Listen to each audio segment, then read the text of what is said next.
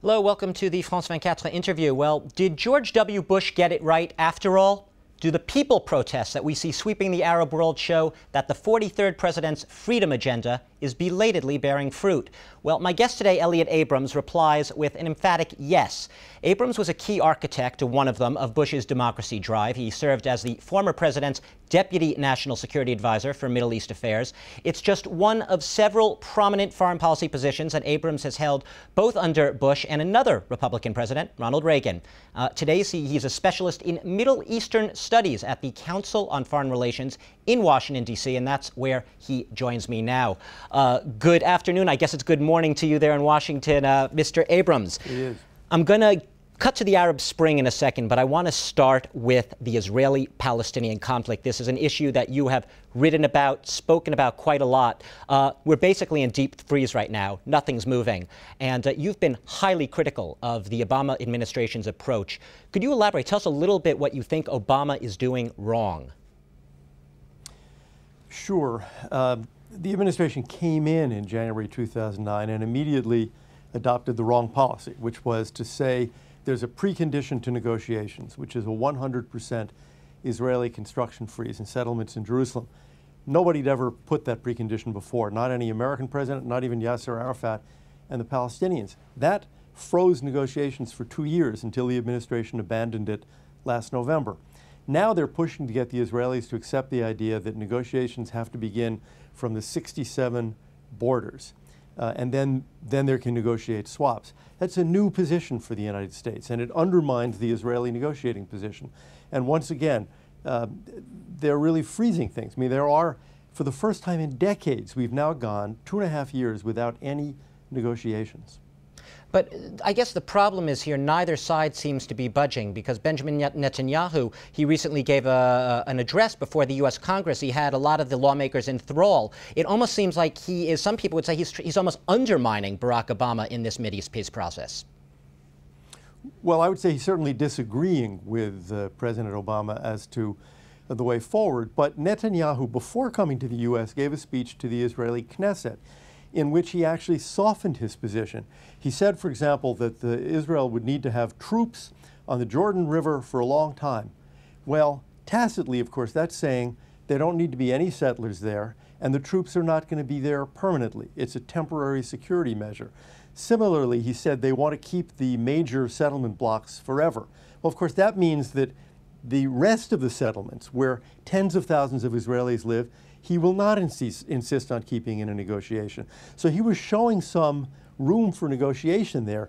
It's striking that the president's reaction to that speech, where Netanyahu showed some flexibility, was to disregard it. He made no mention of it at all when Netanyahu came to Washington. So I think this is a continuation of the mishandling of the Israeli-Palestinian conflict, in which the president seems to think pressure on Israel is the way in which he's going to get a solution. And it hasn't worked for 2.5 years, and it doesn't show any signs of working.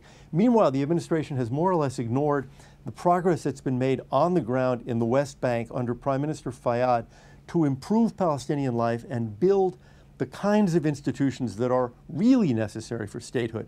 Everybody's looking for a grand handshake on the White House lawn out of negotiations that are not taking place, instead of working hard to build the state from the bottom up. And that's a mistake, I believe. But, you know, the Palestinians, let's just turn this from the Palestinian perspective. They would say they have been working hard. In fact, they would probably say they've exhausted almost every option, which is why they are now pushing to bring a vote on statehood recognition, as you know, before the UN General Assembly, perhaps in September. I would assume from what you just told me, you think that that is absolutely the wrong approach. It's the wrong approach for several reasons. First of all, legally, the UN structure doesn't work if there's a U.S. veto, and the U.S. has already made it clear. The Security Council has to approve membership in the UN, and if the U.S. doesn't approve it, that route is frustrated. It's the wrong approach also because a vote in the UN, especially a kind of symbolic vote in the General Assembly, isn't going to get a Palestinian state. A Palestinian state, I think, has to be built, especially on the West Bank. Palestinians have been doing that, but they just haven't been getting much help or recognition from Washington. The focus has been on the diplomacy, the negotiating table, rather than really building a state. But I would also add, the Israelis have been saying for 2 years they're willing to sit down with the Palestinians. And what President Abbas has been saying is not until there is 100% construction freeze. That is a precondition that had never previously been imposed. For decades, Arafat and Abbas negotiated with Israel without that precondition. That's what stopped the negotiations. But is there any prospect for a resumption of these peace talks as long as that settlement construction continues? Do you see any room for some sort of face-saving compromise? Well, the face-saving compromise would be for the United States to advise Abbas to back away from that precondition, and that seems to be happening. In the more recent statements from the Palestinians, they have not demanded that construction freeze. Now, however, they're demanding the newest precondition, which is that everybody agree the negotiations start from the 67 lines. Well, that also is a new position for the United States. That had always been the Palestinian position, but the United States had never said, we insist on that as a precondition for negotiations. There shouldn't be any preconditions. They should just sit down and start negotiating. We could go on and talk about this, but I really want to ask you about Syria. We have been seeing an intensifying, what people call an escalating crackdown and use of force by Syrian government forces in Syria, especially in the north of that country. You've been scathing about some of the Obama administration's approach to that conflict. They've been, I think the quote was, leading from behind. Yes, this is an expression that comes out of a New Yorker magazine article of about a month ago, where an administration official on background says, why are we not out in front of NATO? Well, we are. We're leading from behind. It's become a kind of catchword here in Washington for Obama policy. They're doing it again in Syria. It's very odd. Hosni Mubarak was an American ally for 30 years, but the administration finally said he should go. Here's Bashar al-Assad, an American enemy whose own people have turned against him, and the administration still won't say that he must go. I frankly don't get it. There's tremendous amount of bloodshed in Syria. Well, now. let me just play devil's advocate. Should be saying it. Let me play devil's advocate here. You could argue that that Syria is a much more complicated country to deal with geopolitically. There's so many relationships with other regional neighbors on the line there. Perhaps that could help explain Obama's more delicate approach. I'll put it euphemistically. I don't think that's right. I mean, it seems to me Egypt, with 80 million people, has always been a more important country in the Middle East than Syria, more important to the Soviet Union, to the United States, in terms of the peace with Israel, in terms of Gaza. So I don't, frankly, I don't have a theory of this. I mean, I think it is bizarre. With this much violence, with these many Syrians now being shot dead in the streets, unarmed protesters being killed by the Syrian army, a regime the people of Syria clearly hate, a regime that is Iran's only Arab ally, that provides it with the route for arming Hezbollah in Lebanon, that was so important to getting jihadis into Iraq to kill Americans and Iraqis. I don't understand why the administration doesn't say this regime has lost any legitimacy it may have had, and peace will come to Syria when Assad is gone. They haven't said that yet, but Obama has changed his approach. He has changed his approach. They have now, the U.S. is now condemning what is going on in Syria. That is a shift in tone. The line is getting tougher, slowly but surely. But you know, the question I would ask is, so tell me how many Syrians have to be killed, shot dead by Assad's forces in the streets of Syria before they go the full way and say this regime should go? This is an issue we're going to have to watch play out, obviously. On another issue, the so-called war on terror, Elliot Abrams. Barack Obama did what your former boss didn't manage to do. He got Osama bin Laden. He's gone. Do you think al-Qaeda is weaker today? Do you think the course going ahead, the war on terror, that was a major strike in favor of Obama in a sense? Yes, in several ways. First, symbolically, it was an important blow against al-Qaeda, and some of the intel since the death of bin Laden suggests he was not a figurehead. He was truly involved in the command of the al-Qaeda operation, and therefore his loss will be very harmful to al-Qaeda.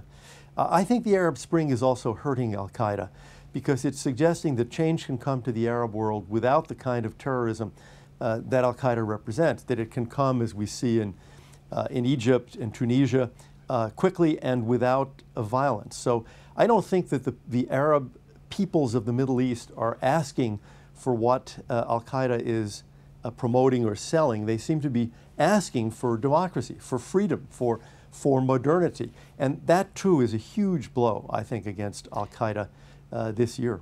Elliot Abrams, we're running out of time, and I'd like to just ask you, some viewers might be watching, they're saying, what you're saying today, they might be saying, that sounds perfectly reasonable, a lot of it. A lot of your critics tag you as they call you the neocon's neocon, the embodiment of conservatism, which has become a bad word in a lot of circles in Washington.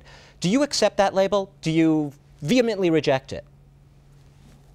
No, I think it's perfectly reasonable to call people neoconservatives.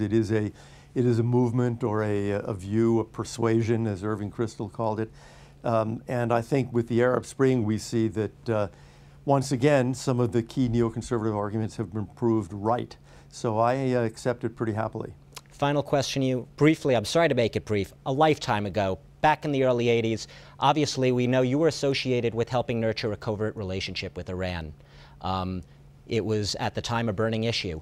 Some would say today U.S. is still nurturing a covert relationship with Iran, despite what everyone says. What do you think is happening behind the scenes? Well, first, that's not actually right. I was involved in Central America and did not have anything to do with Iran policy in those days. Well, I'm thinking of the Iran-Contra affair, obviously. Policy. Right, but I had nothing to do with Iran in those days. I did have plenty to do with Iran in the George W. Bush administration. I doubt that there's anything going on behind the scenes. It's so hard to keep things secret anyway that I think the Obama administration would be too smart to have any kind of covert relationship with Iran. We do, I hope, have plenty of covert efforts to stop their nuclear program. I'm out of the government and don't have any facts about that. But I hope it's true, because we should be trying to do everything we can to slow down or stop their nuclear program. Elliot Abrams, we're going to have to leave it there. I thank you very much for joining us here on France 24. I will remind our viewers, Senior Fellow, Middle Eastern Studies at the Council on Foreign Relations in Washington, D.C., and also a former policy advisor to both the George W. Bush and Ronald Reagan administrations. Thank you very much. And thanks to all of you for watching the interview here on France 24.